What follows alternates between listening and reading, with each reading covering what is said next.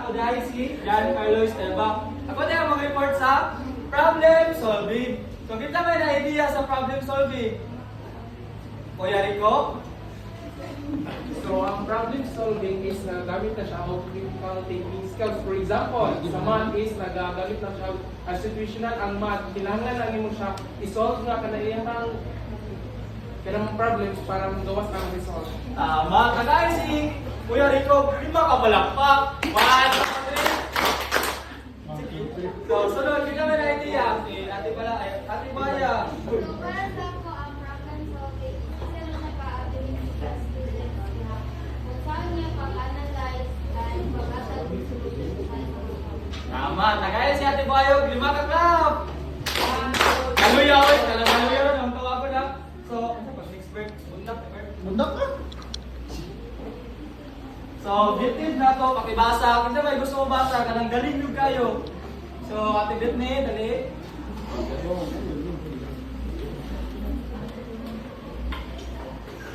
At the end of the lesson, we will be able to discuss the definition of problem solving as a strategy in teaching, identify the matters, and how to use problem solving in teaching physical education.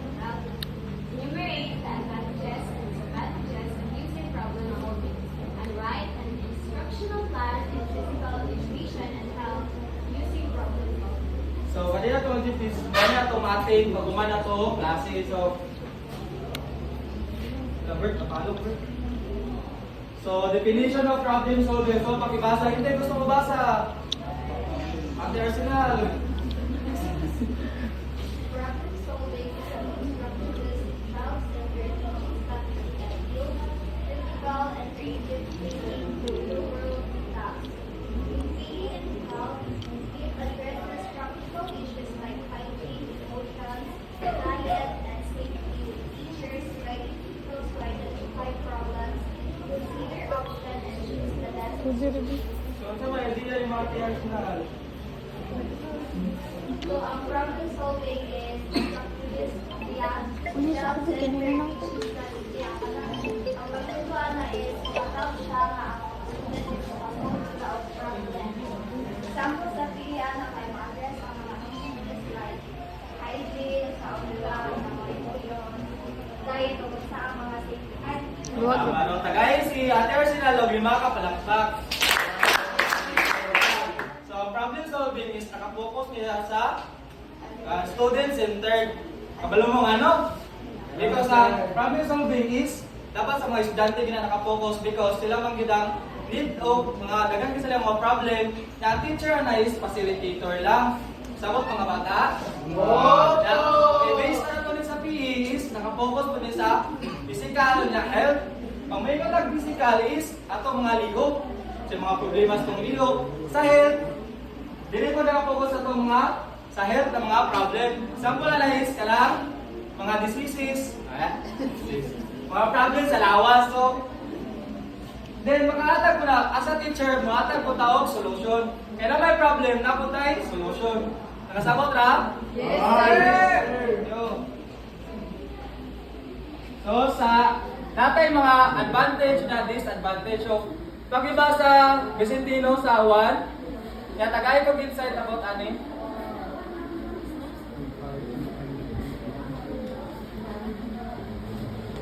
Encourage independent learning. So, sila is kanang advantage kaya siya kay kanang if naay kanang independent learning ang bata, dali ra siya makasabot sir. Oh, tama. Encourage independent thinking. Dapat yun, ang mga bata is dapat yun natin nila encourage sila na yun mag-think or maguna-una para makabuild ko sila o critical thinking. So, sunod is number 2. Ginoong Tortogo. Pakibasa na tagay ito kay Dia. Okay. So, nalong.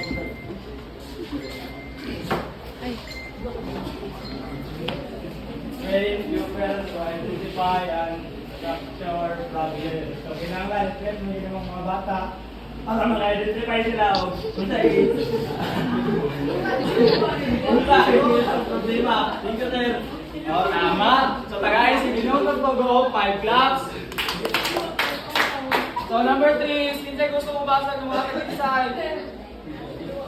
Ate Mino. Number 3 po. Number 3, Opo. teachers gathering valid and reliable information. Teachers or teachers? So, ang teachers daw as a facility for the guidance, anak no. So, dapat, mga topon, ang natanong mga information dahil po ang mga student, kaya, and so siya, ay, gather mo, no? Ano? Kaya, research na lang. So, ano pag akong ginagawa, kaya ka ng mga authentic, ka ng mga valid, ka ng inulit siya ng information, hindi siya fake news. Tama. Dapat yun, no? Kung mag-gather ng data, dapat real lang. Dapat katauhan. Like, tinuod yun siya na nahitabo. Para ang ma-share na to sa itong bata is tinuod po. Then number 4, si Ginoong Berto. Kaliw, pakibasa niya, tagay ko din side. Number 4 po. Develop psychometrics for me.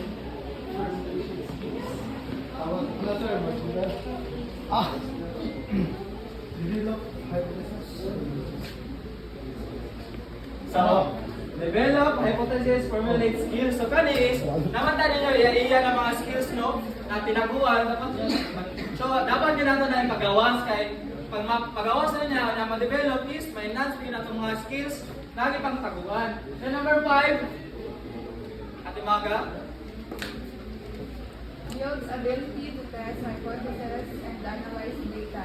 3 is build nila ilang ability to test ideas and ano sila o ganang solution. Tama. Di ba, pag mag-gather kag data is, naging ka hypothesis niya, analysis, data. So, aning mag-gather kag data, di ba, gagamit yung mga data na, dapat, imo na siya sa laon, sa imong skills na nakabagay sa mga.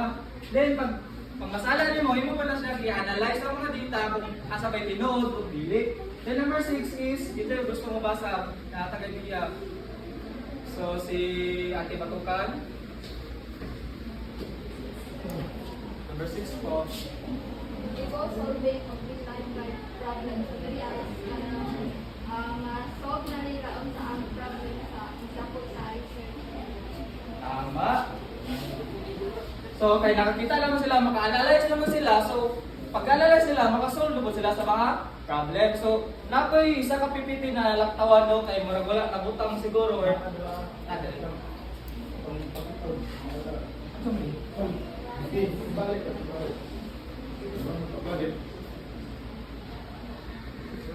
Teaching involved 5 steps. So, natay 5 steps para na itong problem solving. First is identify the problem. Present the situation and guide pupil with question. So, pag mag-identify problem is, dapat kita yung question na murag alalay, like, pag-identify, example is sa eskwelahan. Di ba yung problem sa eskwelahan, dapat yun yung mag-questionan ng bata. Para ma-identify nila kung sa ba yung mga problema sa eskwelahan, school environment ba, mangyana. Next is formulate and hypothesis. Think of possible cause. So, kani is, dapat yun, na may problem, kanya, pangita mo ang causes sa nila sa mga dahilan, ngano nangyana sila, mga bambang nga bata, or ngano naunsa sila. Yan na, naging bata na, like, sa eskwelahan, sa ilang balay is ilumon. Yan din sa eskwelahan is, nasaba kayo na, ispitoon nyo na lang sila no kay, hindi na sila sa eskwelahan mag-saba-saba. Then next is, find facts. So, gather information from various sources.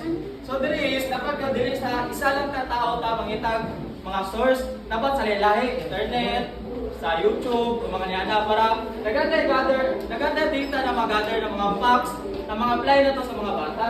Next is brainstorming. Ito may naka-familiar ng brainstorming. Maria sir, Maria. So, kita may makakuha ng definition na ni. So, Ate Julie. Brainstorming, for example, tanong ako sa kaning sa mga grupo and then kada isa is maghatag sila of idea about it and then inahanap sa ganito daw i-summarize one lesson. Tama. Kaning brainstorming no is isa siya ka grupo na mag-share sila ka idea para makabuo sila isa ka idea na masaom sa tanan. Kasabot ra? Good. Kasabot ra? So, next is test the idea. Try solution to determine the most effective one. So, dapat mag-try kag mga test. Example na is kanang situational mag-test maka kung asa lapit ang mas the best na solution na problem. Then next is mag-proceed ka sa 7. Number 7. So kinsa gusto mo basa ang mga tag-inside? Kuya Leo? Number 7 po. Hindi mo naman sir. Opo. Promotes deeper understanding of objects, situations, and their relationships. So, sa number 7 sa is dapat mas masabtan kung sa abot karami sa situation o ng relationship para hindi na mag-judge din sa kabut ng sa para mag-work o sa ito sa community. Tama. Tagay si Kuya Leo yung mga kapalakpak, no? 1, 2, 3, 4, 5. So number 8, kinsa may gusto mo basa? Wala, no? Kasi lang sir, So, ginawa base, pwede pa kayo ato din yung basahan niya, tag-inside. Wala gamay lang yun. Wala mali na inside ha? Right, sir. Opo. Straighten positive relationship with teachers and first. So, dira, sir, kay dapat ang isa ka teacher, sir, is makipag-concord sa mga student. Saya mga student, sir. So, para dira, sir, natin lang yung relationship sa sir. Salamat. Tama. String, ini positive relationship with teacher. So kanis, dapat yun na ito ma-bond na ito ang mga student. Because ikon pa ni, inong masis, dapat yun natin relationship na itong student. Hindi na kuyabon na. Isa na lang. Hindi na ito kuyabon na student. Dapat na ito, palanggaon lang. Kaya bata mo na sila. Di ba, pag mapaduol lang ang bata sa tuwa is ma-share na nila ilang mga problem. Na maatag na ito mga solusyon na needs o raong sa ilang mga problem. Sunod is, number 9. May gusto mong basa? Ate Smither? Number 9 po. Natagay po Vincent po. Real scientific approaches to problem solving. So, ganito ang mga bata kay ganang. Pero kung ano na ito integrate na ito mga scientific approaches para makakapag sila ka ng mga solution sa mga problems. So, Tama. So, tagay si Ate Smither, may mga palakpak, no? So, number 10 is, hindi gusto mong basa. Active. Enhances creative, critical, operative, and problem solving. So, sa kalagaw ng pagkakabang ko sa mga mas ma-enhance sa mga bata ang ilang mga skills. So, Tama. So, mga advantage sa problem solving is enhance creative, critical, operative, and problem solving. So, pag-advantage sa NIS mo sila, no? Ma-enhance sila or mas mapalagok pa nila ilang mga skills. So, next is, na may advantage na po tayo, disadvantage. Disadvantage. So, kasi gusto mo basa number 1. So, Ate Libby. number 1, time-consuming processes. Even mo siya, ihimo tong step-by-step process to identify mga problem, mo ka hypothesize, magalit ang information, mag-brainstorm, and then test the idea. So, mas taas pinag-time ning ko, problem solving kay learner-centered man eh. Di ba ang learner-centered is bata lang yung tanan. Wala yung teacher na may involved naman, pero facilitator yun lang. Because kaning time management, time consuming is taas kipini siya na process sa bata. Kaya sila may tanan, wala yung teacher na may involved. So, sabot na? Sabot na mo? So, number 2, hindi gusto mo basa. Ate Genevieve. Or teachers to manage students. So, dapat may constitution is dapat tayo kayo mga skills na kuan imuhang na okay para makatapos kayo mga para gather kuan mga data para ma-solve mo yung mga problem. Tama. So, dapat ang teacher ani is knowledgeable. Knowledgeable siya because ang mga student ani is dagan din sila mga problem. Dapat matubag yun na to na sila. Pag pinay mo na matubag is clueless na sila. Like, wala man natubag yung teacher na maestra naman ni Muniana, ang student. Lagi sila yung pangutana, no?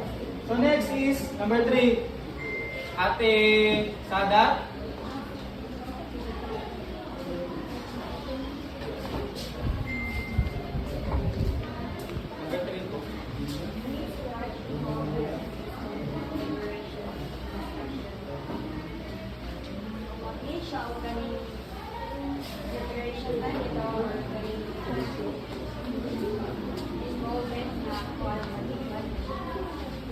Tama. So, tama itong gingon ni Ate Sarah, no? Dapat yun, kaning disadvantage niya sa problem solving is, taas yun siya process. Same lang sila sa time consuming kay dapat large imong data. Large po imong preparation, like taas. Kay mga student is diverse, kaya di na to sila moingon na katong strategy na one size fit all kay diverse mo na sila dili nato na dapat i-focus ang bata na kana lang yun na strategy atong i-utang. So dapat na gid mga preparation, discussion, mga yana. So number 4 is si Ate Sally po.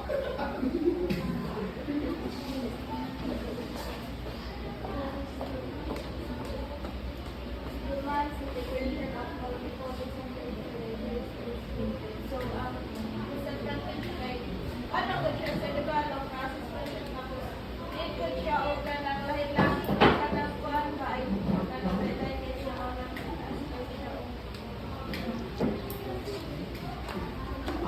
Tama no? So di ba, ang problem solving is isa karon nagan diverse man tanin no, na mga manunubo diri like na mga ita ay mga basta lain tayo intelligent like tag level, like tag like uban advance, ug uban like slow, pero makatuon gud japon. So dapat yun na lain tanin nyo mga strategy na gamiton nga sa teacher. Kay naay uban na sa visual lang sila galing, na sa hearing lang sila galing, dapat yun na sila isa to na sila sabay kay pag di na to na sila ay sabay na katong galing sa visual, mura makinsala sila kung istorya lang nimo. Dili sila ang engaging na klase. Then ang sa number 6 is Kuya Charles. Number 6 po. Requires creation of increasing everyone's problems. So, ayun dapat yun is result din siya, kaya nasa mga result din siya, dapat ang itulo sa mga students na related sa mga problema sa situation. Tama. So, dili gyud na mga kalisod ug maayo no kung sa disadvantage siya kay because mga problem dapat nato ihatag is makarelate sila ang kinabuhi sa real life situation nila. Because pag dili sila makarelate is makuan sila ma-flawless sila ba? Like wala sila mahuna-hunaan. Ay ganun naman nila problema wala mo ko na nagian, may kana ang utok sa bata. So last is si Ate Diri. Number 7 po. Risk of misconception for self-development learning. So, another answer is kining primary sir ka ng paghatag kani sila idea. Imong giyon niya sir kani diverse na students so kanang lahi-lahi nila ang idea sir so dapat kanang ito as a teacher ka tawagin niya nila idea sa lahi pagani sa kanang Tama no, dapat isang mali ang mga istorya sa likod. Dapat nila to dawaton. Because student na sila rights para mo istorya. Di ko na to na sila, like, mo istorya sila mali o layo ba sa topic. Dapat yun na to na dawaton. Kaya bata ko man sila. Tama? Dapat na to sila dawaton. Because teacher man ta, dawaton na to tanan ginastorya nila. Wala tama o mali, pero ato silang correctionan kung namali sila. So, nabala na ba mga bata? So, tagay na kung isa ka disadvantage sa problem solving. Ito yung makatag. So, Ate Mira, time consuming. Tama. So, isa ka disadvantage. Ay, advantage na. Isa ka advantage. So, Ate Buaya, tama. So, mora to ang topic no, unta nakasabot ng modera sa likod. Tatubaran sa pilit. Thank you.